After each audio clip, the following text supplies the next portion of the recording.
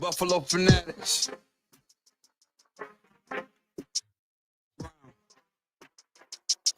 Yeah, I'm a fanatic. I'm a Buffalo fanatic. Play good, be humble. Number 17, the captain. I'm a Buffalo fanatic. I'm a Buffalo fanatic. I'm a Buffalo fanatic. I'm a Buffalo fanatic. Hey, I'm a Buffalo fanatic. Just like Rico, going live, talking to my people. Cause the team's driven like West Hurt. Other teams can't, it's a repo. The opponents gotta call up Triple O. Bills Mafia, we heating up, we too electrical. We got Bean the Plug, electric show. We wired up, hit up Rico, he fired up. We know where we stand on the power ranking. Other teams fans in the comments hating, we block them all. We protecting Josh. Salute to him, he the general now. Rico got legends for interviews. How the Buffalo Bills got the best fan base. Away games, red, white, blue in the crowd. Hey, I'm a Buffalo fanatic. Play good, be humble. Number 17, the captain. I'm a Buffalo fanatic. I'm a Buffalo fanatic. I'm a Buffalo fanatic. Ay, I'm a Buffalo fanatic. Ay, I'm a Buffalo fanatic. Ladies and gentlemen, it's your boy back at it again. Welcome to another edition of the Rico Report, brought to you by you know who, the Buffalo Fanatics. It's the Rico Report. We are here. Welcome. Smash that like as you guys are in the chat. You guys know already what it is, man. Let's try to get this Tuesday night video stream to let's keep it modest. Let's get it to 200 likes. I mean, 200 likes. Call it what it is, you know what I mean? Show some love, and let's get 100 comments in here. Let's get it cracking. So, folks, welcome yet again to another edition. OTAs are here, right? Voluntary. We already know what time it is, man. It's just one of those things where, hey, you ain't got to be here. But we would love for you guys to be here because at the end of the day, you guys already know what time it is, man. OTAs, although we know, you don't have to be here. But the optics scream you got to be here, right? Because if it's one sound, one band, one sound, it just makes sense for everybody to be here. We don't want to be off tune. You want to be in tune where every pitch is just right. We don't want somebody, maybe the band going at it and there's just one thing missing. And well, there was a couple things missing today. And we'll get into all of that in just a moment. But OTAs, let's call it for what it is. You don't have to be there, but it's nice if you are, right? It'd be a bad look if Josh Allen didn't show up. If Josh Allen was like, nah, bro, I'm good. Yeah, I mean, people will be like, yo, you're the leader of the squad. You're the guy. You're the reigning MVP. You got to be there. You got to be the example, right? So if your star players there, your franchise players there, it'd be nice to see everybody else there. Am I tripping? Right? Now, there are some people that heavily overreact to OTAs and those that don't show up for OTAs. And it's fair because you don't got to be there. However, if we have one goal in mind, it just makes sense for everybody to be here so we can start getting in tune now. So by the time that season starts and we're ready to go, we're already vibing. We're vibing and we're doing what we need to do. So at the end of the day, if people don't show up, they don't show up. But then if certain things start changing and you see something getting more reps, or they saw something in OTAs that says, oh, okay, I want to see a little bit more of that.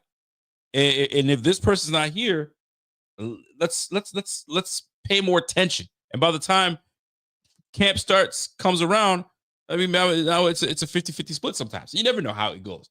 That's why you got to let things play out, training camp, so on and so forth. So before, let's get right into it because I'm not going to waste anybody's time, man. Joey Bosa, not in. Joey Bosa already on the injured list. Man, we just started, my guy. And you already showing up on the list already? You know what I mean? Everybody's here. Josh Allen, check, sir, present. Okay, Ray Davis, you there? Mm-hmm. Cool. Where's Landon Jackson? Right here, sir. Everybody's here. Yo, where's Joey at? Joey. All you hear is a faint, here, coach. Where's that coming from? Oh, the med tent. The medical tent. Golly, brother, you just got here. How are you in the medical tent? And the thing is, we shouldn't be surprised. That's the killer part. Is none of us are surprised because we knew him being signed to the squad. This could be present. Now, did we expect it this early? This soon? Absolutely not. Now, it's a strained calf, so it's not the end of the world. We get that part. But it's all about first impressions, right? And we all talk about, I mean, you know the saying, right? It's first impression is the most important impression you make on someone because it's the first one, right? Sometimes that's the thing that stands out for you. So as of right now, the Bills have made a great impression on Joey Bosa, right? You're coming onto a team that was a game away from going to the Super Bowl, got a franchise quarterback that just is sitting on he's got his crown on, he's got the MVP. You have an offense that was number one in the offense when it comes to playoffs and regular season, and a coach and GM that are in lockstep. Great first impression. So your first impression to your teammates and the fans is you on the freaking injury reserve list. I'm going too far. I said injury reserve, right? You on the injured list in OTA before OTAs, bro. What an impression! And we already have our notion. We already have our preconceived conversations we've been having before amongst us ourselves. We already have all right, well, if he gets hurt early, at least we can get him for later in the playoffs. Those conversations are already happening. And now your first impression to the fans and to media and to your teammates is you already in the tent. You're already in the tent? The blue tent is already activated. Yo, they didn't even get it out of the shed yet. You made these boys get the blue tent out of the shed so it could get it out there. You're first up. You already using that thing already? Golly. So right now, we got an issue because that's your first impression to your whole team. And now it's like, we already know he's always hurt. And that's what it is, man. That's tough. That's a tough situation to be in. But here we are. Joey Bosa already in the tent. How does that as a Bills fan make you feel when you see this? I get it. Some of y'all already like, yo, this is on par. I mean, water is wet. Yes. Chocolate is sweet. Absolutely. Joey Bosa hurt. Yeah. And it sucks because that's not the first impression that he wants to make to everybody, but it has presented itself. Now, he has a unique ability to make another impression. And that's where he can now get our attention back and be on his side. I'm not saying we're not on his side, but right now it's like, come on, fam. Like, this is why the Bills went and got Landon Jackson and went TJ Sanders and then Deion Walker. And you feel me? Michael Hoyt, Ogunjobi, fam. We loaded up on the defensive side of the ball. Absolutely. I'm thinking, yo, man, they might even get rid of Epinesa because they ain't getting rid of Epinesa whatsoever. That was a prime example. You're already on the OTA. You're already on the list. And OTAs just started. That's the problem. But it was expected. That's why he got the deal that he got. And that's why we're in a situation where we understand that these things can happen. If we have elite Joey Bosa, we're cooking. But if we have the one that's constantly hurt, the one that's constantly dealing with an injury, then we got a problem. Am I tripping? Y'all let me know. Because I'll tell you right now, I'm looking at every year that he's been in the league. Check this out. Let me read them off to you.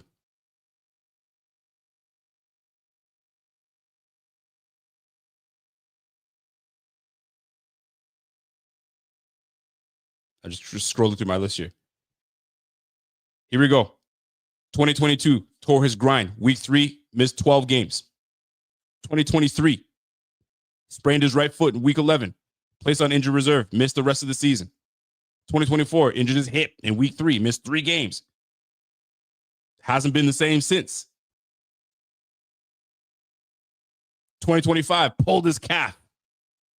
Bam. We just started, my guy. This brother's missed 39 games. Let me see if I got that right. 39 games. in his career. But we knew what we were getting when we brought him to the team. That's why nobody was like, yo, we got Joey Bosa, wow. Nobody was going wild. We understood what was taking place. So here we are. Here we are. Joey Bosa, hurt. Now we just got to wait till he's back. The coach already said he's going to be back for training camp. Already out, and we'll see you back in training camp. Golly, man. Well, at least it gives him an opportunity to kind of heal up and get ready for a long season. And you understand why this is taking place. And you hate to see it. You hate to see it. John Sanders said it, man. Any Epinesa potential trade, it's not happening. You're staying put. This is why. Guys like Javon Solomon, where you think he might not get some playing time. Well, hold on a second. Time out. He might. He might shake a few heads. And this is why this rotation that Coach McDermott does values guys like Joey Bosa, because we don't need you to play 68, 75, 80% of the snaps. It's rare that even happens. You're going to be on a pitch count, and that's early to be talking about pitch count. Super early. But here we are. Bro, it's the offseason. He should be healthy.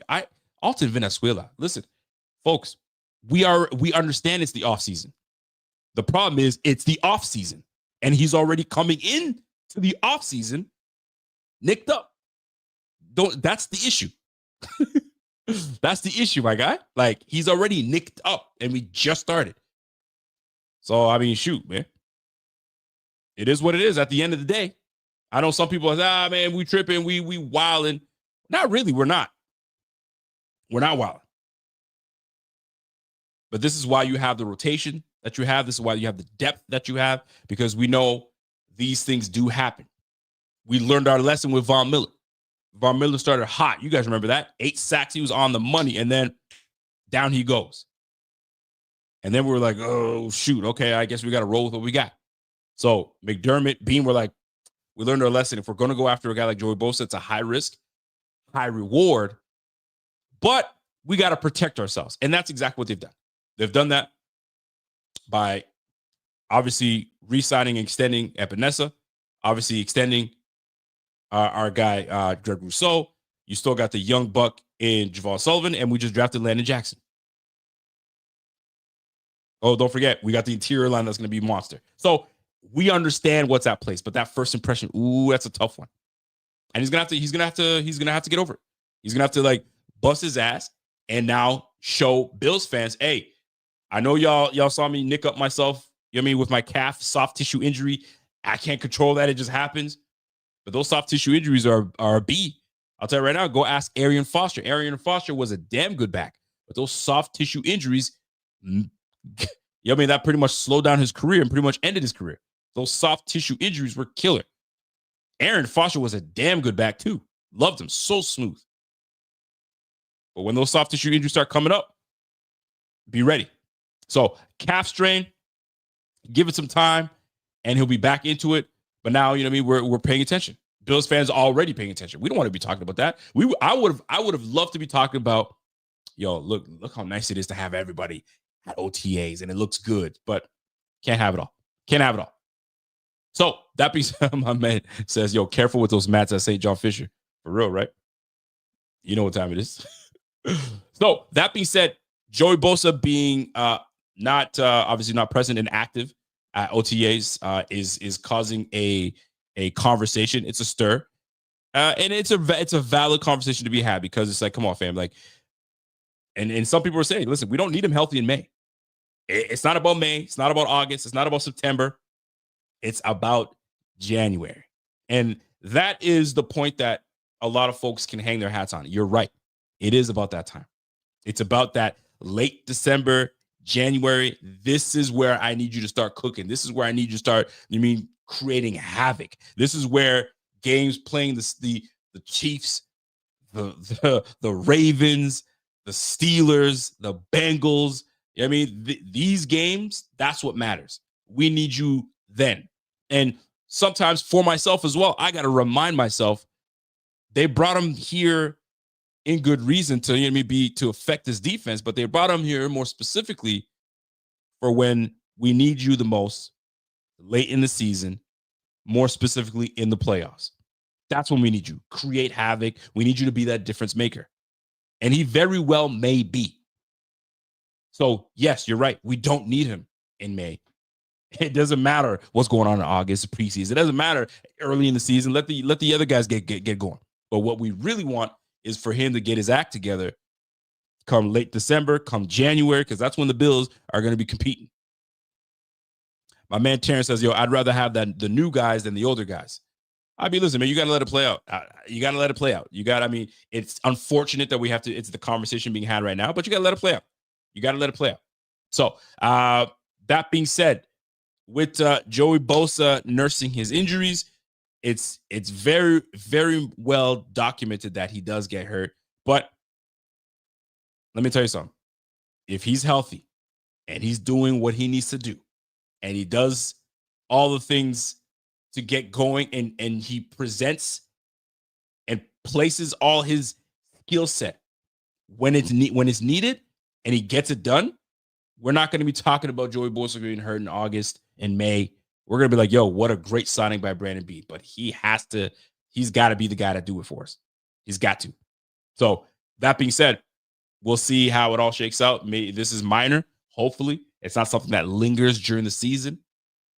Hopefully he heals up and he's good. And I'm sure my man Thigh Doc will write a piece on this sometime soon and kind of give you more of a breakdown on it. Actually, speaking of my man Thigh Doc, he's probably got something written all over Twitter right now. So let me see what my man the Thigh Doc is saying. And he might say, hey man, everybody chill out, bro. It's not that big a deal. Everybody relax. That's probably what he's saying. So let me see what my guy the Thigh Doc is saying about my guy Joey Bosa. So the calf injury out until training camp July. That's a long time, by the way. He had substantial injury concerns entering the year that we already know. So it just doesn't help. It doesn't help knowing why we brought him here, what's taking place, and now we don't have him until training camp. So you know what? Here's the deal. More opportunity for everybody else to get going. My man Terrence says, Rico, what's the over-under Bosa games played? The over-under on Bosa games played. I think he'll play more than 11 games. And maybe I'm being nice. Because he hasn't done that in a long time. So more than 11 games. Damn, projected miss to 3 games. I mean, listen, he's projected to miss 3 games. I don't know where you got the statistics, but I say he plays 11 games. I say he plays 11 games. I think the rotation is going to help him a lot, and he'll just have to learn how to play in this rotation, because I can't imagine somebody coming over to a team that is accustomed to playing a lot more than what he's going to play. Now he's got to settle into a role, because that's the thing. Everyone has to settle into their role, understand what their role is, and accept it, because this is one band, one sound. Now, if you're cooking, and if you just got the other team's number, they might keep you on the field. But I mean, shoot, my man Hillsayer is like, he's projected to miss 3 games. So, I mean, that's on par. Signified Note says he's only started 9, but he played 14. Okay, there you go. I mean, he's played 14. So 11 games is not bad. Playing 11 games, maybe 12. I'll probably bump that up a little bit. But that being said, so Joey Bosa out until training camp. We'll see when he returns, and then we'll get right back to it once he comes back. So hopefully he'll be well rested by then. The med team will get him right, and away he goes. Now, like I said, his first impression, not so great. The Bills made a great impression on him. They brought him to the squad. They showed him the facility. I mean, we're about to get into a new stadium next year. You're trying to be part of this? Well, shit, I need you healthy, my man. I need you healthy. But as of right now, that's not what you're showing me. You're showing me what you were showing the Chargers, that you can't stay healthy, and you're showing it right now. So everybody's like, all right, we see it. Now, we're not panicked, and that's the good thing. We are not panicked by this because we understood what was coming our way. So now this gives an opportunity for the young bucks to get in, right? So the Javon Sullivans, the Landon Jacksons, the TJ Sanders, right? All these guys have an opportunity to really show out and do what they need to do. So you love to see it. You love to see it. So that being said, we talk about one player not being active at OTAs, and that is our guy, Mr. Joey Bosa. Well, there was another name not present today in OTAs, and that's our beloved running back, Mr. James Cook. Now, do we make something of this, or is this nothing? Talk to me, people. We understand. We get it. It's OTAs. We do. We understand that part. But what's it showing us? What's it telling us? Is it a big deal? Should it be something that we're like, yo, man, you got to pay attention to those type of things, because James Cook not being there, I mean, in OTAs, I don't think I like this. I don't think I like this. Some people are like, man, it's OTAs, man, bro. Stop bugging. Stop bugging, bro. You tripping. My man Hillslayer says, yo, we saw this coming. We absolutely saw this coming. Nobody should be shocked, is what Hillslayer is saying. Don't be shocked. You saw this coming. My man Richie Fresh says, nah, man, screw Captain Save a Cook. You're a fool. You're never gonna let me down for that one, huh? Nah, bro. He says, nah, bro. We're not having that. Show up. I need you. Alta Venezuela says, yo, it's nothing, to be honest. If he misses training camp, it's gonna be an issue. I mean, usually one leads to another sometimes. But here's where you can make the argument that it's something. Where you're going into year 4. That's number 1. Okay? This is going into year 4. This is the final year of your contract. Get that out of the way. You were just essentially denied a contract. Yeah, you know what I'll say? You were denied a contract extension. You wanted one. You made it clear you wanted one. You even presented your own numbers. Brandon Beane was like, no, it's not time. I got other priorities. You're not one of them. So, calmate. Chill out. So now you're going into year 4. You get denied a contract extension. You made it pretty public. And here we are. So now, Brandon Beane is watching this as, yeah, I get it. It's OTAs. He doesn't have to be there. You can hide under that mask. If it's OTAs, he doesn't have to be there. Because that's a lot of coaches do that. Hey, it's under the OTAs umbrella. So if he's not here, no big deal. He doesn't have to be there. But you better believe he's clocking that. Because if you want to show face and you want to show that, you know what, I'm over the whole contract talk. I tried it. They didn't budge. So I'll just show up and just kind of call it what it is. But he didn't do that. So it makes you have to have these conversations. Could this turn into a holdout? Is this the beginning of a holdout? And does he have the leverage for this holdout? And that's what it's all about. That's what it's all about, right? Because what? When the players showed up earlier this year for voluntaries, I believe, if I remember correctly, he wasn't there for that either. So now we're on OTAs. He ain't there. Now, he may not be there just for now. Because I remember what Stephon Diggs did that too, right? Didn't Stephon Diggs have a day where he didn't show up? And that was when the whole McDermott and something was going on where somebody said something. It was messy. It was very messy at that time. But there was a moment where Diggs was like, he didn't show up the first time, and then the next day he was there. So we made all this brouhaha, and he ended up showing the next day. So that being said, you're looking at this topic of conversation. You're like, nah, bro, I'm on to this. Like, you got me doing the Bernie Sanders finger. I'm on to this, okay? Because you didn't get your money. You made it public. And now you ain't here. So I'm wondering, are you going to hold out? Once training camp starts, are you really going to play this game? Because I'll tell you right now, I don't know if this is the game that James Cook wants to play. And I totally get him, because if I play on this final year as a running back and I get hurt, y'all ain't gonna give me. Brandon B is just gonna tell me, keep it pushing. The same way he, you know what I mean? Obviously, circumstances were different, but somewhat similar. Trey White got hurt. Bro, keep it pushing. You got to go. Sorry, bro. You got to go. So no different from my man Jimbo. Jimbo might be looking at this, as a business, from a business standpoint, I'm not showing up to OTAs, and I'm certainly not going to get myself hurt. And once training camp starts, maybe I'll show up, or maybe I'm standing on business and be like, no, I'm not playing until I get a long-term contract. I hope that's not the route he takes. I personally don't think he'll take that route. But we're in a position where you just never know what these players are thinking. You never know what kind of counsel they're getting. Maybe his agent and his people are like, yo, don't listen. You saw what took place, man. There are a lot of running backs that played on a final year of their contract, and something happened to them, and it was never the same after that. So do you want to do that? Think twice about that. So I hope he doesn't do that. I hope this is just pure for OTAs. I ain't got to be there. I'm not going to risk myself. But, like, how much are they doing in OTAs that will get themselves hurt? Everybody's there. You know what I mean? Everybody's there. So am I believing this whole OTAs, I don't got to be there, I'm not trying to get hurt? Or is this purely a message on, I'm letting y'all know, I stopped talking, but you'll be, what's that line? I'm not going to start talking, but you'll hear me again. I can't remember what movie that was, but I think it was Chris Tucker. I'm not going to talk now, but you'll be hearing me. You'll be hearing from me again.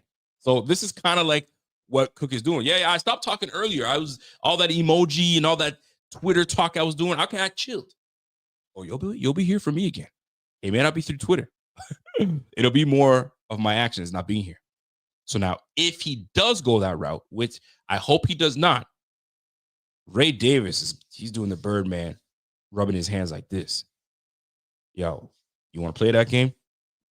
All right, B, because I'm ready.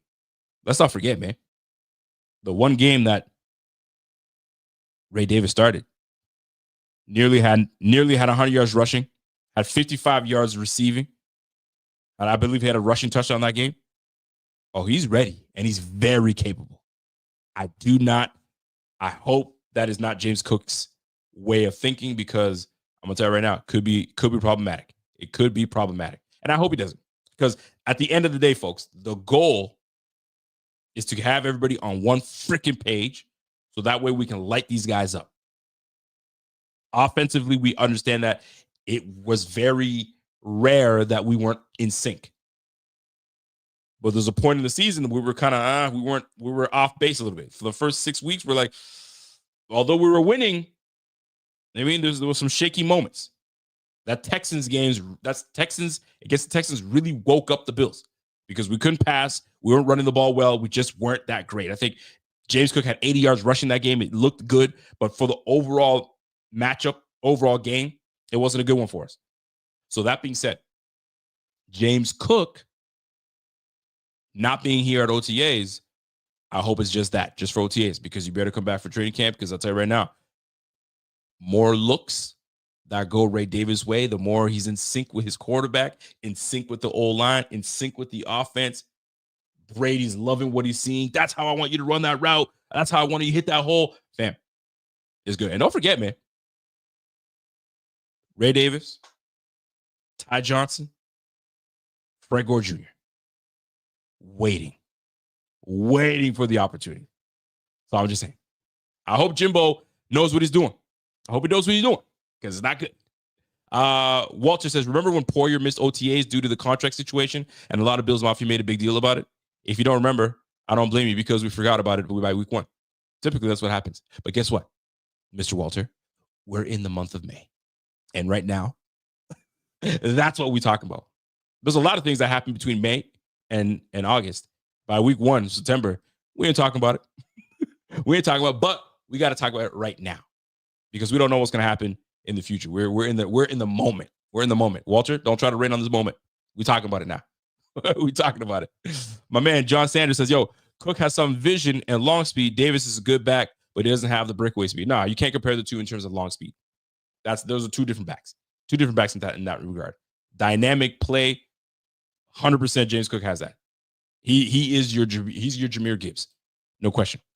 All Venezuela says, "Yo, Ray Davis isn't better than Cook. I honestly don't see the hype he gets, to be honest." I mean, listen, I know some people don't see the hype in Ray Davis, and some people didn't see the hype in James Cook. I was one of them. I was like, he's nice, he good, and I've learned to appreciate James Cook's game, no question about it.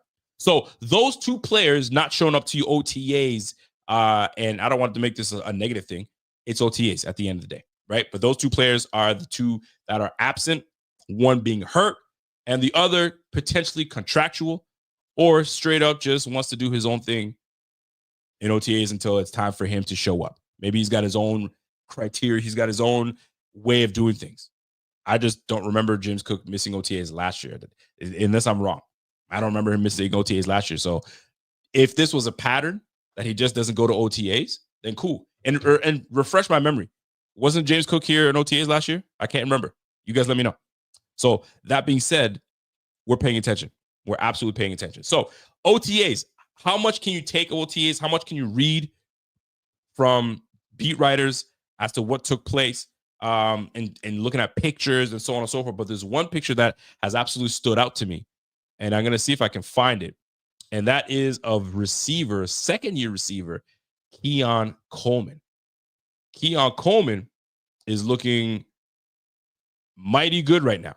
And you'll love to see it. Let me see if I can get my Twitter popping right now, because that would be nice if it wants to cooperate with me and sign me in. But it's not. But Keon was looking strong and looking good. There was a side-by-side photo. I believe the reporter that ended up, I think it was Alex Brasky, I believe it was. I can't recall. But Mr. Brasky had a picture of my man on Twitter, and he looks like he's bulked up.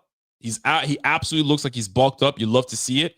And right now my Twitter is acting up. It's not letting me sign in, so I can't even share my screen. But for the most part, it's looking rather that he took this offseason to really, work on his body, work on his, his conditioning. And even Coach McDermott in this presser was like, "Hey, I kind of like what my man Keon is doing.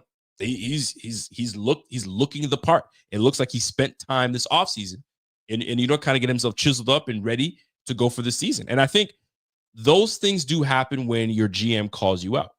And I say that in the lightest way that I can. I don't know if you want to call it call out, but in the exit interviews, Brandon Beam was like, "Listen, man, I think you guys, as you remember this, hey, Keon has the potential to pretty much be a solid contributor to this team." And after those two big games he had, you saw a lot of, okay, he's ramping up. He's ready to get going. And then the broken wrist really set him behind. And he was never really able to be the same dynamic player he was with those two games that he had. So I'm looking forward to seeing what Keon Coleman does. He pretty much challenged him. I'm challenging him pretty much, and I'm paraphrasing here, to seeing what he can bring to the table and what he's going to bring to the table. So that is something that I was looking forward to seeing what he was going to bring to the table. And based on the pictures, he looked good, man. He looked good. So love to see it. And I hope that it translates into great chemistry, because nothing greater than, obviously a skillful player is amazing to have, but nothing better than when a player has the greatest chemistry with their quarterback, where, you guys saw it when Diggs came to the team, bro. Him and they made it such a goal when Diggs and Josh Allen came together. They made it such a goal for them to be just like this. You know what I'm doing, you know what I'm thinking. We're on the same page, and it was clear as day, because he was clear number one receiver. It wasn't even close, because those two were in lockstep. You saw the numbers. One was great with the other. And it's unfortunate these guys can't do it today. But when you're in lockstep, man, is it ever nice. It's always nice to have that. So big shout out to Keon, and hopefully that him and Josh can form that relationship where these guys are seeing eye to eye and they're on the same page. And shoot, this will be great, right? So him, Palmer, Curtis Samuel, my man Khalil Shakir, Elijah Moore. That's not a bad group right there. I know some folks might say, man, Elijah Moore is a bum. We don't listen, man. He's gonna be playing with the best quarterback he's played with, and this will be great. Now, speaking of Elijah Moore, let me jump into Elijah Moore a little bit. So Elijah Moore got a chance to touch on, him being on the same field with Josh Allen and catching footballs from Josh, and he couldn't express himself more gleefully, if I could even explain it. He is excited to be on this team. He's excited to be with a quarterback that is a quarterback. Josh is your quarterback's quarterback. And Elijah Moore is sitting here gleaming. He's just like this, man. When I caught that football, and I'm paraphrasing here, when I caught that football, I just couldn't believe I was catching the ball from, the ball hit me right in the chest, ready to go. So yes, it's OTAs, but when a receiver feels great, they feel the vibe is there, bro. Nothing greater when a receiver doesn't have to think, man. They just know the quarterback's going to put the ball where you need to. I'll be where I need to be. Elijah's got the speed. Elijah has the ability to separate. So this will be an interesting one. I'd love to see where this relationship could forge and take, where it can go. But we are talking about receiver 4 or 5-ish. So we'll see if he moves up the depth chart, if he stays within the depth chart where he's at, and then we'll go from there. But I'm looking forward to seeing how it all shakes out and where he fits in. It's super early. So once training camp starts, we'll start to realize where the pecking order will be. We're going to try, I think myself and my man Z-Bot, we're going to try to kind of put a depth chart together, what we feel that the final depth chart will be, but I think it's a little too early for that. But we could do like a preliminary one, which we will in the coming weeks. But you'd love to see it. So the receiver, new receiver Elijah Moore is already feeling at home with his new offense, with his new quarterback. Keon Coleman is looking the part in terms of physicality, and coaches noticing that. And hopefully we get to see a very in tune offense. And I think what I love most about what's taking place is you have a quarterback that's coming off a MVP year. He understands what's at stake. We were one game away. He's probably had all offseason to figure out, where did we go wrong? How can I improve myself? Where can I get my team? Where can I get my guys to be in order for us to get over the hump? That's exactly what you want. I was listening to Tom Brady. I don't know when he did this interview, but it popped up on my feed today. And he was referring to his last year with the Tampa Bay Buccaneers, and when they were about to face the Kansas City Chiefs in the Super Bowl. And he says, dude, he was pretty much saying, I was so locked in. I was so locked in to beating this, like 2 weeks prior to, I was in the zone, to the point where he knew exactly what the safety was doing, exactly where the linebacker was going to be, where he was going to sit, the movement he was making. Tom Brady was locked in. We played the damn Chiefs so much. You think Josh Allen is already there with knowing what's going to take place. But the issue is not Josh Allen, because Josh Allen always performs against the Kansas City Chiefs. It's the defense that never does. So it's a void point to make. However, it's just when you're in tune, the point I'm trying to get to is when you're so in tune and you know what needs to be done, coming off an MVP year, and you're getting your new pieces, hopefully that you are so lockstep with your guys by the time we hit December, January, it won't matter who's in front of us. We're just going to cook. And that's what you hope for. That's essentially is what you hope for. So we'll see how that all shakes out. So how is this receiver room going to shake out? The pattern is we keep 6 receivers, period. There was a point a few years ago where we thought, maybe could we keep 7? 7 receivers could be the trick. Could we do that? When we had Gabe Davis, the year Gabe Davis was drafted, we were contemplating the 7th receiver. Who was the receiver that we traded over to the Giants? Like, we had those 2 boys going at it, and we're like, yo, could we keep 7? And we had to put my man's on the injured reserve for the first little bit because he injured his shoulder. So it comes to those points where Isaiah Hodgins, thank you. So we had Isaiah, and we had my man Gabe Davis battling out, and we're like, oh, could we keep 7? Could we keep 7? Bro, it's a 6 receiver. It's a 6 receiver business. That's what it is. It's going to be 6 receivers, and that's it. So I think we're very clear on who we have at the 4 spot, the top 4 receivers, and then that 6th receiver is going to be tricky. Whether we make that the special teamer, or that's simply going to be the 7th receiver that's going to get some special teams, a lot of special teams play. When I say special teams, I'm talking about like being a gunner, being a guy that goes down there, that has the Mac Hollins position. Or do we keep a guy that can return the kick? And is he coming from the offensive side? Is it Chanel? Or is it coming from the defensive side? That's a whole different ballgame. We'll see how that plays out. My man John Roberts says, I really hope Tyrell Shavers makes the 53. Ooh, that's a tough hill to climb. And if he makes the 53, we'll see. That's a tough hill to climb for my guy. Walter says, yo, the Chiefs have been essentially an unofficial 5th AFC East team. Yes, you're right about that. Since 2020, no more excuses for the defense.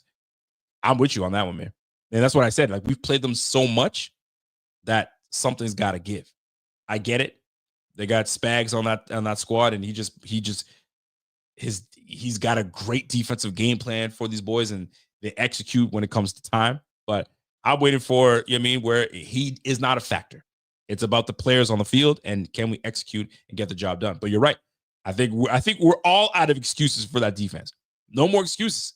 Like, yo, you can't go 5 straight. We've already done 5 straight, and we get laughed at every single time. You cannot make it 5 straight. Golly, man. Could you imagine? And I feel like this is deja vu because I said it again. I said, could you imagine if we go 4 times and lose to this? And it took place. God, sick. I'm sick to my stomach. It's true. I feel like around this time, I was saying the same thing. Could you imagine is what I said. So you know what? I ain't even going to say it.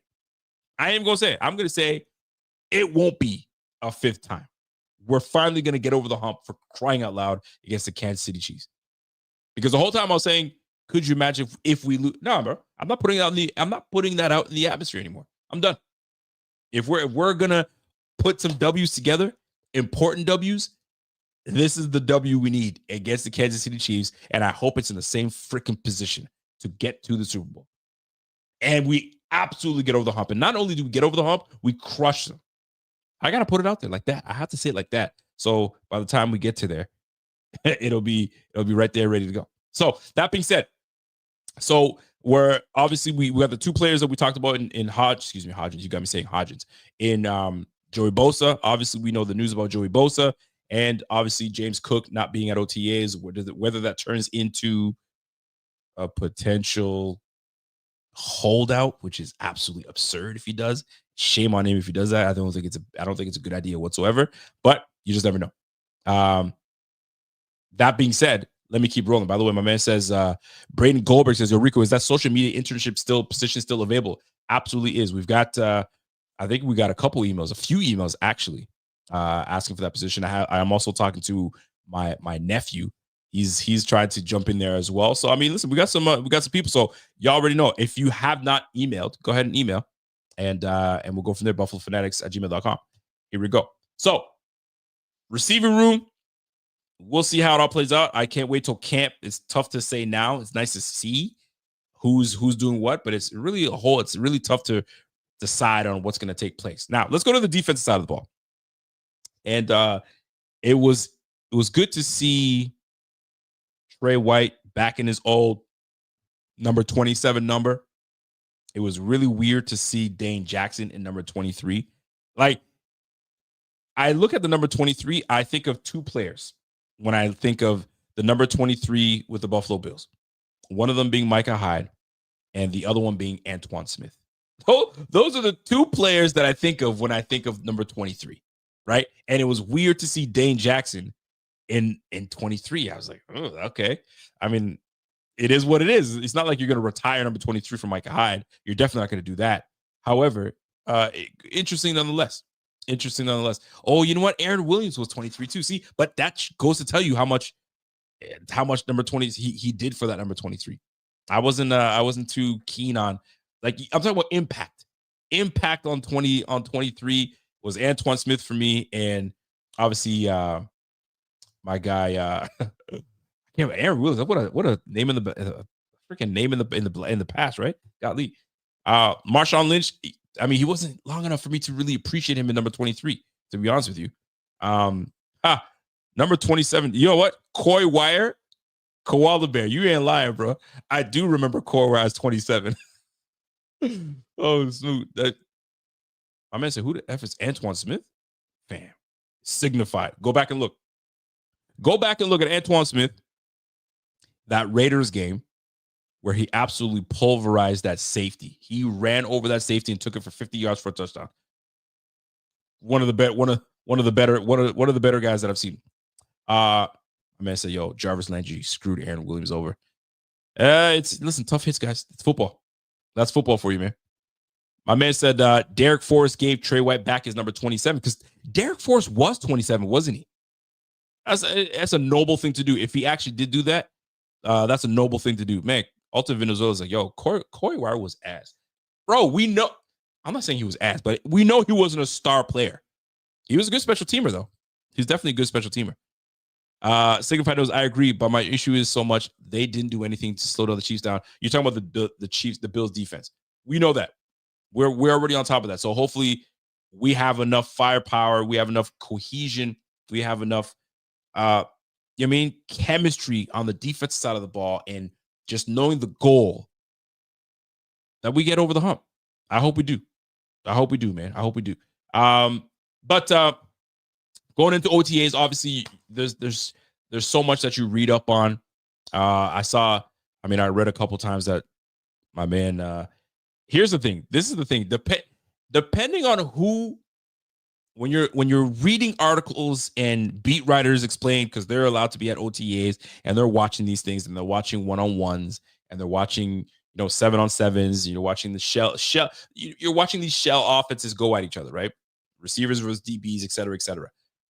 I read two things on the defense today, and more specifically, it was Trey White, and it was Trey White looks really good. Trey White looks like he's got quick feet. And you see some footage of Trey White, doing some drills, and he looked quick. He looked quick in his feet, looked quick in his back pedal, and surging forward. Love to see it. But then on the flip side, you hear, yo, receiver made great catch over Trey White. Receiver Curtis Samuel ran a touchdown and ran a cross route right in front of Trey White on Trey White. There must have been 3 things that I read that a big play was had against Trey White. And the first initial thought that I had, when you read these things, you got to read with a grain of salt, right? Because it's OTAs. The offense is going to have a bit of, especially one-on-ones. DBs are at a disadvantage, right? It's one-on-one. Chances are, like, usually 7 out of 10 times, bro, that receiver is going to catch that. So when I read that, I was like, that's not good. But then I read, he looked quick, he looks good, he looks refreshed. So call it what you want to call it. But Trey White returning to the Bills, I've said it before, I say it again. I was already off the train. I was off the Trey White train. I thought there's no need to bring him back. We could, but it also doesn't hurt to bring him back. It doesn't hurt. I was just on the train, and I got to keep it real. You guys heard me say before, I didn't think it was necessary. I was like, we didn't have to bring him back. But maybe, just maybe, this is the second opportunity he needs, or fourth opportunity, if you want to call it that, right? He went to LA, didn't work out. Went to the Ravens. Ravens didn't bring him back. So the Bills took a chance on him. So, fourth opportunity, whether you want to call that or not. But it's good. It's nostalgic to have 27 back on the team. But what exactly is he going to bring to the team? And that's what it comes down to at the end of the day. So should we temper our expectations? Absolutely. And I'm one to have to temper my expectations as well. Like, what am I expecting in OTAs? Like, I'm expecting just the guys to, get their feet wet. Get their hips loose, get your hands, warmed up. A lot of that stuff, right? But like John Roberts says, he brings the leadership to the squad. And that's something that you can't teach. It's either you're a great leader or you're not. So maybe that is something that he brings to the squad, and that's what they'll depend on heavily. We'll see how that all shakes out. But I'm gonna tell you this, man. There's I'm liking what I've read so far, but the one name that I'm really gonna pay attention to this offseason that I think that could turn some heads, right? And I didn't have this person as one of my gems, right? We were talking about gems, hidden gems on the squad and what's going to happen. I did not have this person as a hidden gem, but I really want to see what Elijah Moore looks like with an elite quarterback. I want to see, because he's got elite skill set. So I want that elite skill set to be now matched with elite quarterback. And if those two can put something together, I'm not trying to say who's going to be let go and who's going to be this, but I mean, two guys play this somewhat the same position. And one guy's already has his position entrenched as a starter. The other guy is Curtis Samuel. So that'll be an interesting dynamic to see. Does Elijah Moore, can they both coincide and be on the same squad and Joe Brady knows how to use them both? Or is this town not big enough for the both of them? Is this town not big enough for both of them? Is it one of those situations where if Curtis Samuel outduels Elijah Moore, does he just remain as the fifth receiver? Okay, cool. Or does Elijah Moore come in and say, "Hey, man, I got something to say about this. Let me squeeze in and get some stuff in there." So we'll see how this plays out, man. And the fact that, and I like that Noah Sheldon brings it up, the fact that he's playing with familiar face in Josh Palmer, maybe that gives him a little extra boost, a little extra confidence going into it.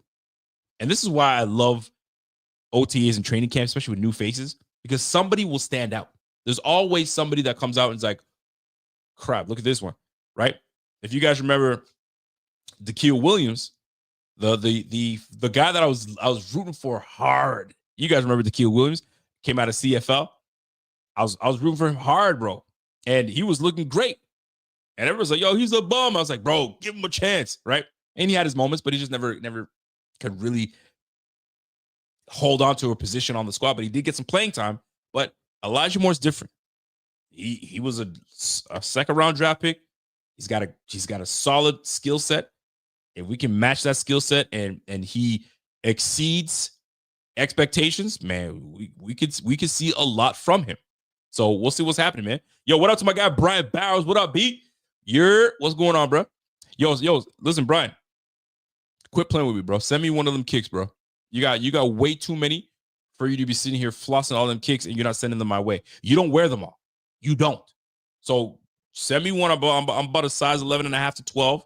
Send me a pair, and we cool. We cool. I don't want to hear that you size 10 is not gonna work. I don't want to hear it. Send me a pair. I mean, it's something obscure that I don't have to wear every day. I don't want to wear something every day. I just want to once in a while bust it out. So quit playing with me. I see you. I know you see I'm talking to you. I mean, send me a pair, bro. It ain't gonna take you. Yo, I have over 400 pairs. You ain't lying. Yo, size 14. Are you nuts? What are you, 6'7"? Yo, you 6'7"? Bro, I've seen you. You're not 6'7". How you a size 14? Nah, bro, you lying. Nah, I don't believe it. I don't believe it. Yo, Laura, he is a sneakerhead. He's a big sneakerhead. This guy's he's flossing sneakers all the time. Where I'm like, yo, fam, send me some. There's no way you're size 14. There's no way. You lying. You're gonna have to show me your sneakers. You just hold the shoe up like this. Show me it's a size 14. Well, you bugging, man.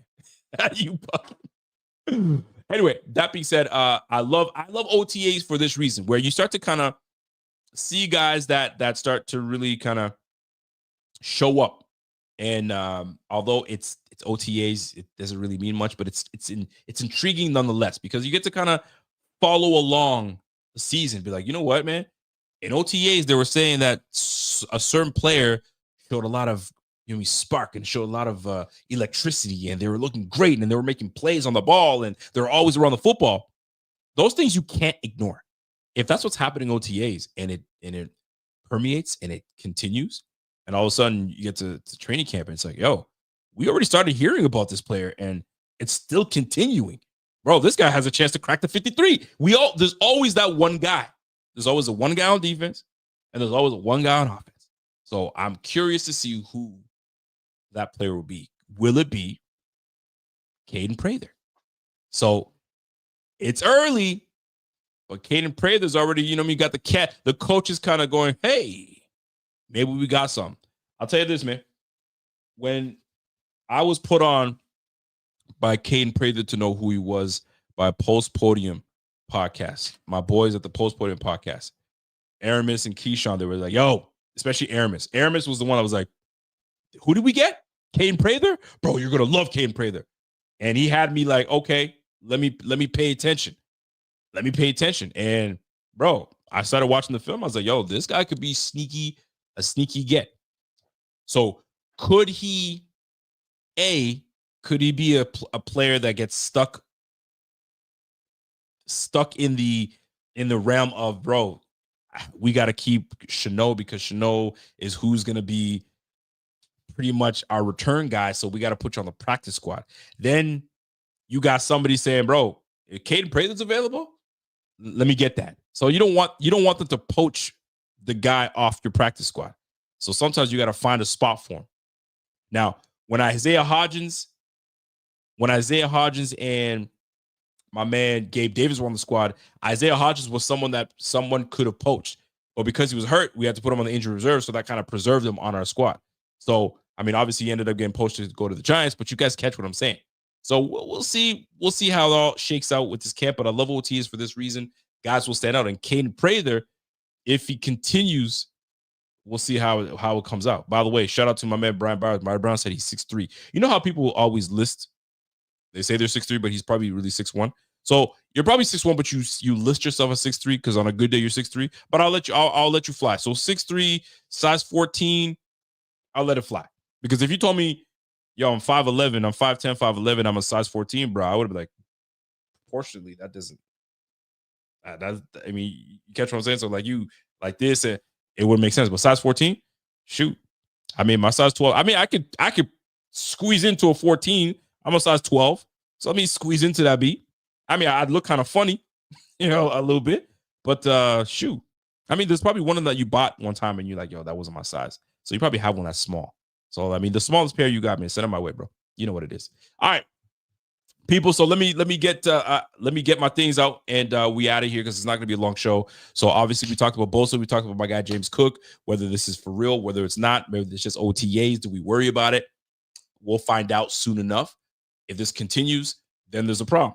If he does do it, it's a problem for him either way because you have hungry running backs that are waiting to make a name for themselves. Ray Davis is already a fan favorite. He's already a league favorite. His story is amazing. And you always want to see guys that have a great story propped up, right? And what greater team than to be part of the Bills? And look, this is like the Buffalo, Kentucky Wildcats, man. Because you got Ray Davis, you got freaking Max Harrison, you got Deion Walker. I feel like I'm missing one more Kentucky. They got another Kentucky guy that's on the squad. Listen, we got some guys on the squad now. We got some guys on the squad, so it'll be fun to see how training camp does and how it all plays out. So that being said, ladies and gentlemen, I feel like I needed to bring something else up. Yes, I did need to bring something else up. So I'm gonna see if my Twitter is gonna stop acting up now. Come on, man. Are you kidding me? Let me. Oh, there we go. So, ladies and gentlemen, I don't know if you've seen it, but Tyreek Hill was in the news today. My man Tyreek Hill. And I'm gonna tell you something.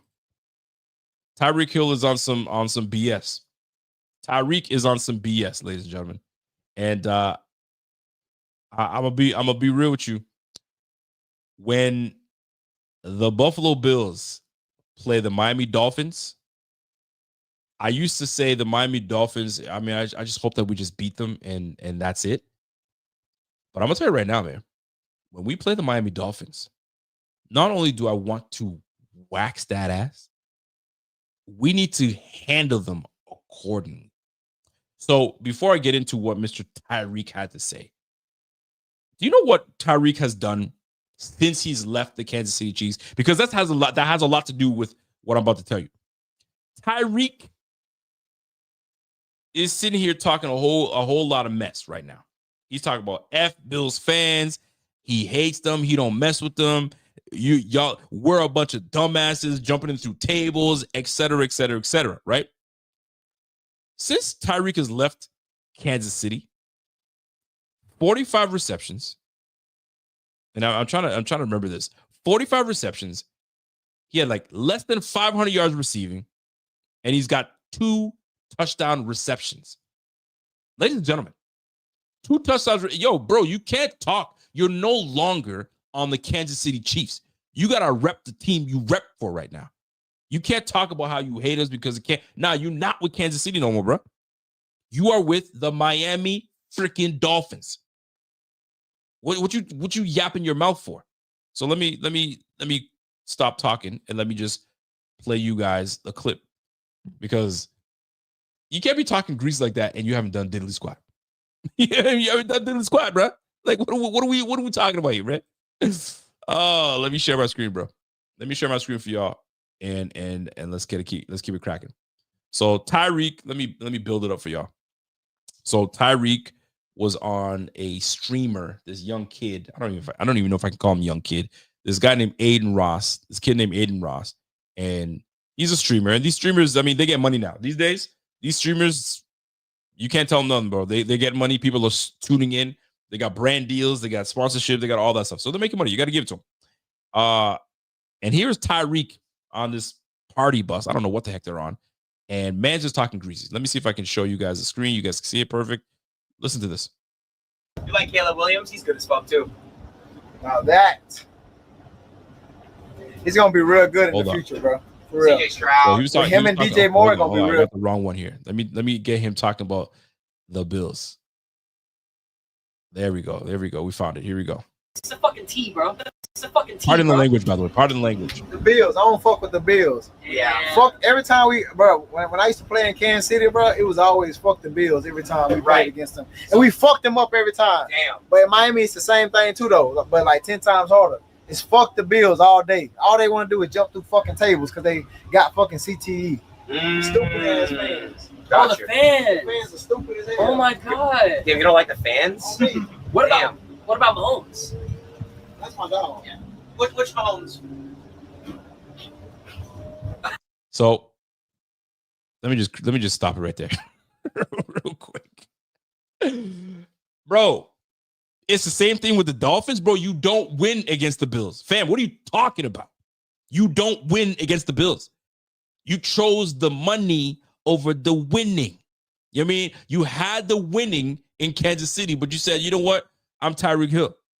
I'm gonna go out to Miami, make me some money, and thought you were gonna win. But you thought wrong, my guy. You getting the ball thrown to you by Tua, and if he does get it to you, it's either getting picked off or you got 2 touchdowns, bro. But you're not doing nothing. You got in 9 games, you're not doing well, kid. You're not doing well. So you can't keep bringing up the Kansas City Chiefs, bro. You're not with the Kansas City Chiefs no more, bro. And the last time I checked, they waxed y'all when y'all went over there. Like you made a bad decision, and now you're gonna live with it. And then you try to cry yourself out of Miami. They said, "Nah, bro, you got a contract. You got to play here. So you have to continue to lose to the Bills." And here's the worst part: now that you opened your mouth, the whole team has to cash the check you just opened. You just opened your mouth, bro. You just wrote a check you can't afford. You can't afford that, bro. So now Tua's got to pay for it. Now Waddle's got to pay for it. Now that bum-ass, weak-ass O-line's got to pay for it. The worst part of it is Tua's got to pay for it because your ass be talking a lot of junk. Too much. Tyreek, chill out, bro. Chill out, man. Just do your little thing. I mean, do your peace sign when you go back to the huddle. You know what I mean? When we continue to wax the squad. I mean, the Dolphins. Really? Bam. No, stop it. And I get it. At this point, you've kind of given up on what the Dolphins can do because right now the Dolphins are in trouble. But I don't blame you. I don't blame you. You gotta be relevant. You gotta be relevant. Your team clearly is not relevant when it comes to playing ball. So, and right now you'd be lucky if you can get over the Pats. the Patriots, the Patriots might leap your ass. And I'm not lying when I say that. So handle your business, my guy. Handle your business. That's all I'm gonna say. But you can't be talking grease like that. That just makes no sense. It makes no sense. Tyreek Hill talking mess like that. Come on now. Stop it. You got Tua, and you're not doing well. How many games the Bills winning? How many? What's the record? What's the Bills record versus Miami? I can't recall. Can someone remind me? Was it like 11-2 or 13-2 or something like that? I don't want to hear it. I'm not trying to hear it. I really don't want to hear it. Anyway, Tyreek Hill, ladies and gentlemen, talking really greasy. I'll never understand it. I'll never understand it. Big Papa Bill says, "Yo, Dolphins not going to last. Not going to last the division for all Tyreek running his mouth. No, he's not. He's running too much. There you go. 12-2, bro. The Bills are 12-2. And how are you talking? It's the offseason. What it comes down to, it's the offseason. So he's got no choice. And that's exactly he looks at. Tua's going to do this and Tua's going to do that. Tua's not a bad quarterback, but you hyped him up too much.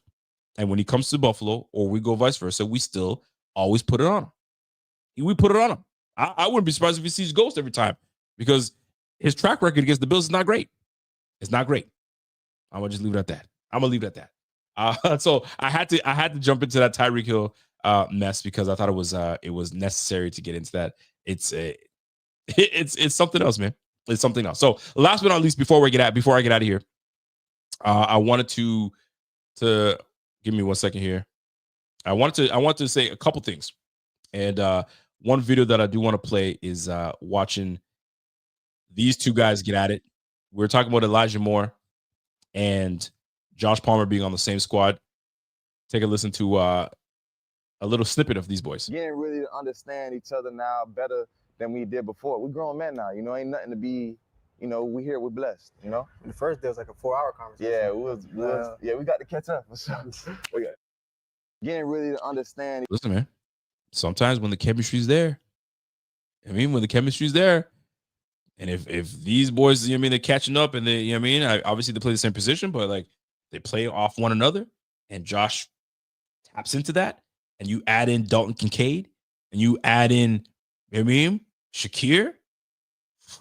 If we thought we were kind of potent and dangerous then, if we really get on the same page, bro, it could be big problems for the league, bro. And we are the fifth easiest schedule. The fifth easiest schedule. We could really be a problem. We could really be a problem. So listen, I love to see it. I love to hear it. And we'll keep it pushing. We'll definitely keep pushing. Now, I did want to jump into one more thing before we jump out of here. Obviously, my man Z-Bot and I had a show last week, and we were talking about the top 10 most important Bills players. He had a podcast with a panel of 10 guys. They were talking about important players to the future of the Buffalo Bills. And I challenged, the question was, well, what's future? Are we talking about the next 2 years, 3 years, 4 years, 5 years? What are we talking here? And so obviously Z-Bot said his list. He kept a couple players off the list, and I said my list, and we kept it going. But the reason I bring this up, the comment section was killing me. I'm gonna tell you right now, if you guys go back to the comment section, they were on us, but they were on my boy Z-Bot hard. They said my man Z-Bot is an industry plant. I don't know. The last I heard about industry plant was when you're in the business. When you're in the music business, they said, yo, Z-Bot's an industry plant, bro. I died because Z-Bot's reading the comment section. He's like, yo, he's like 50. What I do to them? Bro, they called this brother an industry plant. Yo, listen, guys, there are going to be some opinions that you may not share, the same opinions as us that you may not share. However, it's conversation. It drives conversation. It allows people to kind of explain their position on certain things, and it allows some people to kind of share their opinion on topics that we're talking about. So my man said, why they do Z-Bot? Like, I don't know. I really don't. They didn't like that Z-Bot didn't have James Cook on his top 10 list, which is understandable because he doesn't have a contract right now. So like, is he part of the future or is he not? So if you don't know if he's going to be part of the future, you don't put him on the list. You industry plant, bro, they were on his ass. So an industry plant. The way I can explain it, Walter, is someone. So they're pretty much saying Z-Bot is not really the best way I can explain it. He was sent in by the powers that be to infiltrate the podcast game and just F it up. And I'm probably not explaining it right, but like set by someone to just he's not really what he is supposed to be. Am I explaining that right? I know more of it in the music business. I'm trying to explain it in the podcast world. I don't know how to explain it. Bot's corporate. I don't know what it means, but Bot and I had a good laugh about it. But I thought it was funny. Z-Bot was getting flamed last podcast. I don't think he was getting flamed, but he was standing on his business. He was explaining himself, and you know what I mean. If you guys, we're gonna have another show on Friday, so we'll be able to address that a little bit, and then we'll talk about obviously more OTAs and so on and so forth. But I thought that was quite entertaining, if you will. Walter comes in and says, "Yo, how anybody can watch Z-Bot and his passion and think he's an industry plant is by y'all." Listen, that's what was funny. That was funny because he is completely the opposite of what you would think is an industry plant. That's why I thought I was too funny. Obviously, the internet is they're always going to be undefeated, no matter how you want to call it. You can't win against the internet. Once the internet wants to get you, they got you. You know what I mean? That's why I try to mind my business. Z-Bot and I, we try to mind our business and just, you know what I mean, entertain, chat about football, and we go from there, man. So before I get out of here, if there's any topics that I've missed or topics that you guys would like me to hit on, go ahead and jump in and put it in there. Position battles we will talk about. There's one that I'm very interested in that I'm curious to see how it plays out, and that's the tight end position. So Kincaid, obviously we know Kincaid has to come in and really deliver. This year is a big year for Dalton Kincaid. But Dawson Knox, I wonder, do they keep Dawson Knox and keep it the way it is and keep it pushing? Or what do you, or is Dawson Knox one of those people that could be on the chopping block? Because some folks might say, yo, bro, he ain't worth the money he's getting right now. He's getting about 9 to 10 mil. That's way too much for a guy that, you know what I mean? But when he's on, he's on. When they need, you know, Dawson Knox to come in and make a play, he makes a play. And he's got great chemistry with Josh. Josh knows when he needs to get a play, he knows where to go. But some folks are like, yeah, but he's not worth the money. We gotta, you know what I mean? We just drafted Jackson Hawes. He ain't worth the money. It's something that I definitely want to pay attention to. My man Brian Bauer says, the problem is Knox is Josh's best friend. That's the thing. I'll tell you, I'll be real with you. The minute that I see them cut or trade or move on, or they just don't re-sign Dawson Knox, it's going to be weird. I'm not going to lie. It's going to be very weird to see Dawson on another team, playing with another team. You know, those guys, I feel like Dawson Knox is equivalent to Deion Dawkins. Like, I would never want to see Deion Dawkins on another team other than Buffalo. And I don't want to, it would be hard for me to see Dawson Knox on another team other than Buffalo. Am I tripping when I say that? I just like him on our team. So if it's one of those situations where he's just a great, if he's not the starter, he's a very good backup. And he could be a capable starter anywhere else. So the question will become, yo, would he ever leave Buffalo? Or is it business? And yo, if I got to do what I got to do, I got to get paid. It'd be weird. It'd be weird to see Dawson Knox on another squad. I would not like to see it. I'll be real. I got to keep it a buck. I would not like to see it the same way I would never like to see Deion Dawkins anywhere else but on Buffalo. Am I bugging? Let me know if I'm bugging. Because those are the two players that I'd be like, yo, I ain't trying to see you anywhere else. I didn't feel this way about Trey White. It didn't bother me none when Trey White went to another team. I know some people were bothered, but like, no, we don't want to see Trey White anywhere else. Totally get it. But Dawson Knox and Dawson Knox and Deion Dawkins, bro, I can't. Those are the two. You can't have them anywhere else. My man Brian Bowers is like, yo, facts, Rico, man. Listen, am I tripping? Maybe I'm not. Maybe I'm not. Maybe I am. I don't know. I'd rather have the Dallas Gobert than Knox. Gobert. You got me saying Gobert. Dallas Goddard than Knox, and he's 2 years older than Knox too.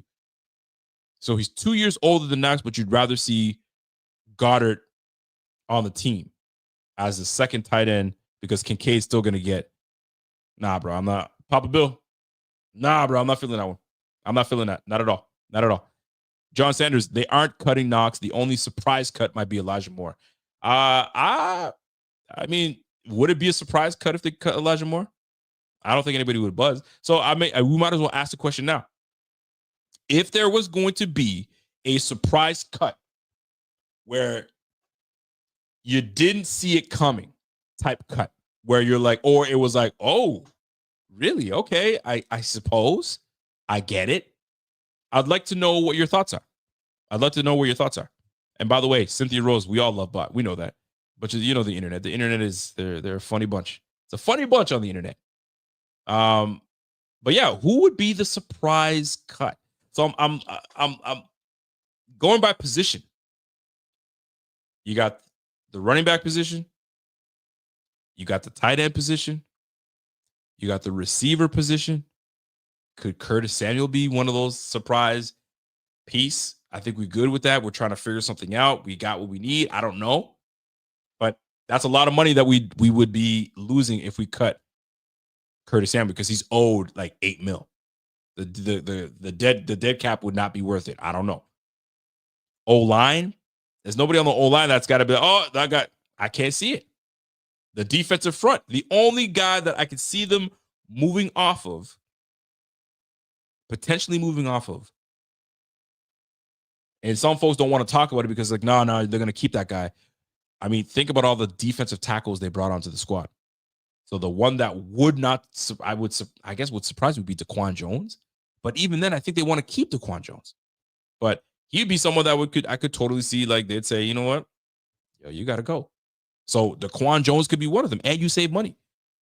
But Daquan Jones could still be a very good asset to the team. So I don't know, man. I don't know. My man said, yo, Dallas Goedert is definitely better than both. I mean, I'm going to disagree. Not because Dallas Goedert is not good. Dallas Goedert is good. But did you see enough from Kincaid to say that I didn't see enough? Because his rookie year was extremely promising. His second year, he had injuries, and he wasn't quite the same. So he's going into his third year. So how can you say Dallas Goedert is better than both? Did you even know who Dallas Goedert is at the beginning of his career? I certainly didn't. Only later on, when he started to get better, that's when we start to really know who Dallas Goedert is. Actually, let me look up Dallas Goedert, what he did for his career. So a comment like that is wild to me. I'll take Dallas Goedert over both. Really?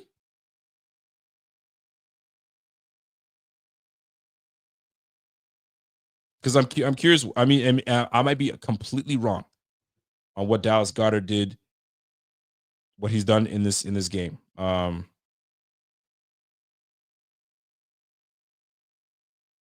So he drafted in 2020? So come on. I'm trying to get my stats in. Dallas Goedert. So what has he done in this league? Dallas Goedert. So boom. 6'5", 256. What has he done? Let me see what he's done so far. I'm curious. Because I could be way out of line. I could be tripping. So 2018, got drafted in 2018, 334 yards. Second year, 607 yards. Third year, 524 yards. 2021, this is when he started to really show out. 830, 702 yards, 592 yards, 496 yards. But I'll take Dallas Goedert over both. Tell me what's wowed you about what I just read to you. Those were just his yardage, right? He's had 4 touchdowns. The 5 touchdowns, the most touchdowns he's ever scored were 5 touchdowns. Most receptions, 59 receptions, most receptions. But you take Dallas Goedert over Dawson Knox. And see, but this is what I'm talking about. You can't just listen to anybody just say anything. He said, as somebody that wanted Goedert in 2018, I'm a bit biased, I guess. Then say that. I'll respect that. Say you're biased. If you're biased, cool. I admit I was biased that I really wanted Brees Hall. I think Brees Hall is still a good back. You know what I'm saying? But I mean, come on, fam.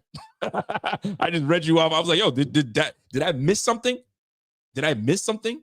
Because I was like, I know Dallas Goedert too, but I don't remember Dallas Goedert showing me anything special his first 3 years. 334 his rookie year. That's fine. It's his rookie year.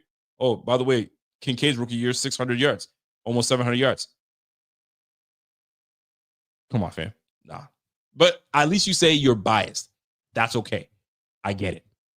I'm pretty sure. I'm pretty sure no QB Goddard had was Josh Allen. Got to add context. Or who was the quarterback in 2018? I mean, it's not hard to find out, right? I don't think it's hard to find out. Let's find out. I mean, Philly's has been very good for a long time. I mean, the last time I checked in 2018, was it Carson Wentz? Carson Wentz had a hell of a year, did not, in 2018? Oh, sorry. We got to look these things up because we can't just let anybody just talk greasy like that. So 2018 regular season, who was the quarterback? Carson Wentz. Carson Wentz threw for 3,000 yards that year. All right. That was 2018. I mean, we want to put context into it. Let's put context into it. Let's go 2019 regular season. 2019 regular season, this is when Carson Wentz threw for 4,000 yards. And he had 27 touchdown passes. Let's put some context into this bitch, right? Come on, guys. Let's not do this. Let's not do this to each other, right? Carson Wentz, again, this is when he had, this is this down year. So his third year was his down year. And then once the 21-21 season showed up, who was it? Jalen Hurts, 3,100 yards. Bro, he went from Carson Wentz to Jalen Hurts. Stop it. Let's stop it. Let's all stop. right this second. That's why the internet's great, because it could allow people to fact check some people. You got to context is a real thing. Check who the quarterbacks were. Carson Wentz, Jalen Hurts. Come on now. My man said, yo, we rely on Knox and Kincaid when our receivers are getting locked down. No excuses. And this is why it's important to have a strong year. This is why I think this is a very big year for Kincaid. I think we all agree. I don't think anybody's gonna sit here and be like, nah, bro, we can give him another year. No, this is a big year for Kincaid, especially because we drafted him in the first round. Yo, we drafted you in the first round, bro. And you gave us all the promise in the world in the first. You got, you banged up a little bit in the second year, so we got to give you that.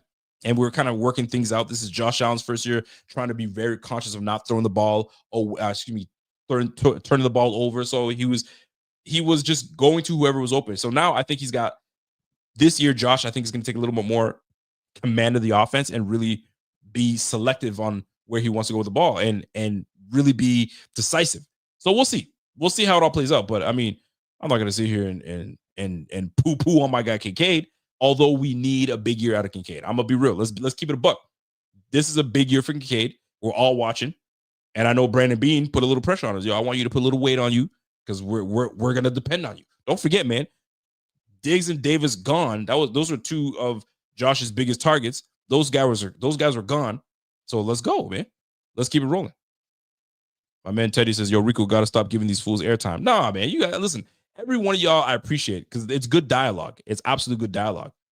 So I'll always, have a conversation with y'all. But let's keep in mind, there are players on this team that I'm looking forward to big jumps. But there's one player in particular that I really want to see this player take a leap because I feel that this player has all the potential to be a really damn good player in this league and for this team. And that's Khalil Shakir. Like the guy can run. He's a 4.4, 4.3 guy, solid hands. You got yourself your contract, a big contract that tells me you're going to be a big part of this offense, bro. I need to see this guy explode this year. I need to see him explode. But like, you got Keon Coleman, you got Josh Palmer, you got Khalil Shakir, you got Kincaid, bro. There's only one football. So, I mean, this is where you need an elite quarterback to decipher where the football is going to go. And I need at least one of these guys on the squad has to step up. Like I remember told you, everybody eats. I've said this before. I'm going to say it again. I'm going to stand on this. Everybody eats. But who in the house gets the most on their plate? Daddy does.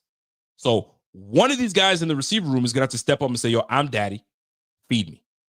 I'm the alpha in this room. Because we got a whole bunch of guys that can play, but one has to step up and be that guy. That's the guy that I'm looking forward to seeing. So who's it gonna be? We all want a big year by everybody, but somebody has to be the guy that steps up. Is it gonna be Keon Coleman? Does Keon Coleman say, damn, all of that, I'm that dude? Does Josh Palmer come in and say, I'm the newcomer? I'm gonna show you how it's done. I just didn't have the right quarterback. Is it Khalil Shakir? I just got paid. Show me the money. Okay, we did. Now show me the statistics. Show me the touchdowns. You're there. You had 800 yards receiving last year. So there's no reason you can't be over 1,000 yards and 10 touchdowns. There's no reason. And then you got Kincaid. Kincaid can come in and say, you know what, coach, I'm ready. Let me be the feature. Yo, Mahomes did it just fine with Tyreek Hill and Travis Kelce. Why can't we have Kincaid and X player? One of y'all got to step up. One of y'all has to step up. I'm just saying, man. Did Rico say daddy or did he? You're an idiot. Yo, daddy got to step up. Who's going to be daddy, man? Daddy always gets the most on his plate. Straight up and down. Everyone knows it. And when you establish yourself as the alpha, all the others know it. I was watching this clip. There was this clip of this white dog that looked like a friendly ass dog. And this one dog was running around just being that. I don't know where I saw it. I think I saw it on Twitter. He was running around just barking all the other dogs, and all the dogs were like this. And the white dog was like, yo, who's this guy? And he came in and put paws on the other dog. Was like, yo, calm your ass down. I'm the guy. So all that barking you're doing, all that hooting and hollering you're doing, slow down. So this is what I need from one of the guys on the receiving squad. Yo, all that barking you're doing in OTAs and all that barking you're doing in training. Yo, in training camp comes, I'm that guy. I want to see it. Who is it going to be? Josh Palmer? Because there's got to be two guys. Kincaid has to be one, and one of the receivers got to be one. Khalil, Palmer, Elijah Moore, Keon, Curtis Samuel. Who is it going to be? And by the way, it was King Charles. King Charles is a badass. King Charles, that little white dog, he was playing no games. King Charles is that dude. At first, I thought it was AI, but I was like, nah, this ain't AI. This is the real deal. Anyway, so keep that in mind. We're going to be, obviously, there's a lot of offseason left for these guys to present themselves as who's going to be that guy. So we'll soon find out. We will soon find out who emerges as Josh's big time target. Or does it continue to be that Josh just continues to share the wealth? Everybody gets a little bit. And that's fine with me too. But one has to get a little bit more, because there's going to come a time, crunch time, 3 minutes left, you're up against Kansas City Chiefs, and you got to march the field. Who is standing up and making a play? Because I'll tell you right now, when you look back at that series, who was the guy? You saw it. We all saw it.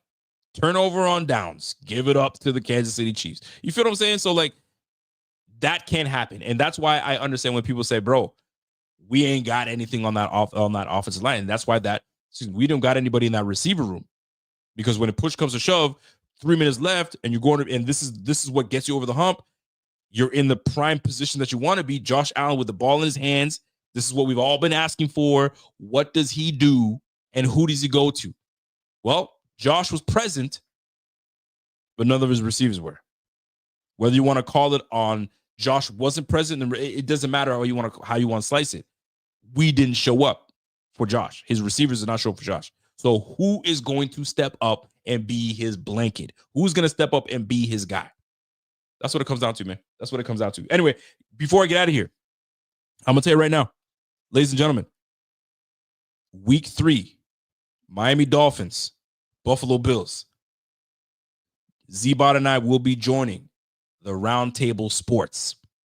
We will be jumping in and being special guests for these boys coming in. We are going to be doing a show on Wednesday night. I don't know where yet. I'm going to get the details. There's going to be a live show done. We're going to have a back and forth. It's going to be fun. There's going to be built at AFC East Roundtable. There's going to be a roundtable table show that's going to be done as well. Z-Bot and I, we're going to represent no matter how, no matter where we go. And then game time, we're gonna be in the press box. Sports Caesar press box, where we're gonna be at, folks. Let's not sleep on that. Let's get all over it. I think it's gonna be a fun time. If you guys have not got your tickets, go get your tickets. Let me tell you something real quick. I got mine. Z-Bot got his. Jeff King got his. And by the way, Kevin, the Dolphin fan, got his. So, ladies and gentlemen, I think there's about 10 tickets left. We have a section to ourselves in a well-ventilated place. Yo, fam, what are we doing? What are we doing? So if you guys have not got your tickets yet, I know they're pricey. Let's keep it a buck. I know they're pricey, but going to a Bills game is pricey nonetheless. So if you think about it, it's gonna be a good time. My man said, "Yo, y'all gonna need security?"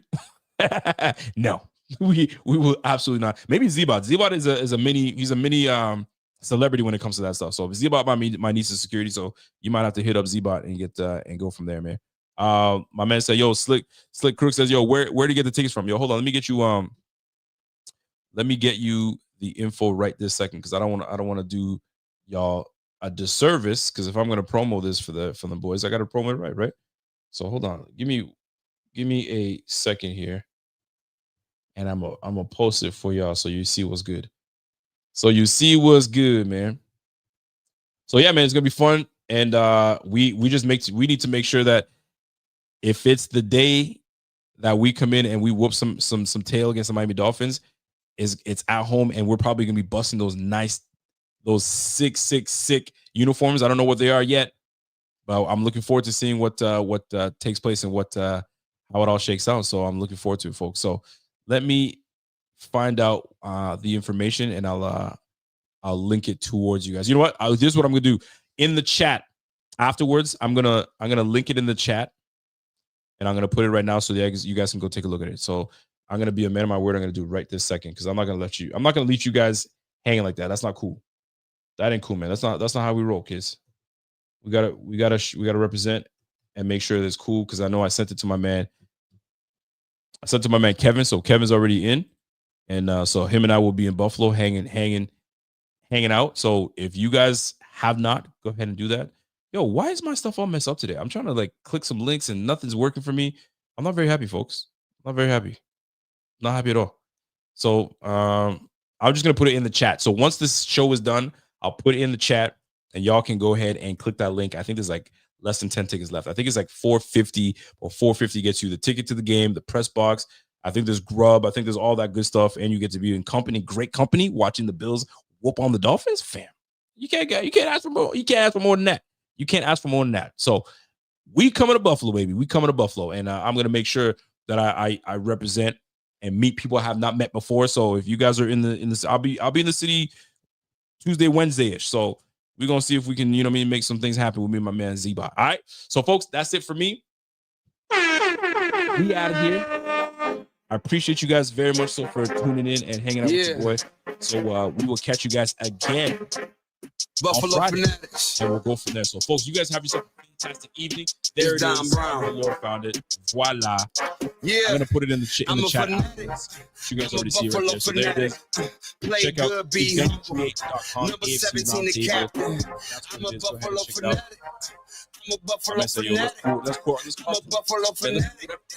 I'm a Buffalo fanatic. All right, folks. You guys have yourself a fanatic, just like. And catch you guys again on Friday. Have yourself an evening. I gotta go put the garbage out. We'll catch you guys again. It's the Buffalo Fanatics. It's the Rico Report. And we will gladly see you guys again on Friday with me and my man Z-Bot. Please, he's not an industry plant. Leave that brother alone. He's a good man. He's a good man. All right, fellas. We will catch you guys on the flip. Y'all have a great one. It's your boy. And I'm gone. Let's go. Y'all have a great night. Catch you guys on the flip. Peace. For interviews, how the Buffalo Bills got the best fan base, away games, red, white, blue in the crowd. I'm a Buffalo fanatic. Play good, be humble. Number 17, the captain. I'm a Buffalo fanatic. I'm a Buffalo fanatic. I'm a Buffalo fanatic. I'm a Buffalo fanatic. I'm a Buffalo fanatic.